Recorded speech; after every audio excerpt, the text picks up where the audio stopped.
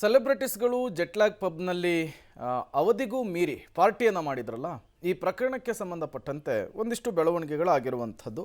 ಜೆಟ್ಲಾಗ್ನ late night party ಮಾಡಿದ ಪ್ರಕರಣದ ವರದಿ ನಗರ ಪೊಲೀಸ್ ಆಯುಕ್ತರಿಗೆ ಸುಬ್ರಹ್ಮಣ್ಯ ನಗರ ಪೊಲೀಸರು ಸಲ್ಲಿಕೆ ಮಾಡಿದ್ದಾರೆ. ಪ್ರಕರಣದ ಸಂಬಂಧ ಎಫ್ಐಆರ್ ಮಾಡಿಕೊಂಡಿರುವಂತಹ ಸುಬ್ರಹ್ಮಣ್ಯ ನಗರ ಪೊಲೀಸರು ತನಿಖೆಯನ್ನು ಮಾಡಿದ್ದು, ನಿಯಮ ಉಲ್ಲಂಘನೆಯ ಆರೋಪದ ಮೇಲೆ ಜೆಟ್ಲಾಗ್ ಪಬ್ನಲ್ಲಿ 25 ದಿನ ಮದ್ಯ ಮಾರಾಟಕ್ಕೆ ನಿರ್ಬಂಧವನ್ನು ಹೇರಲಾಗಿದೆ.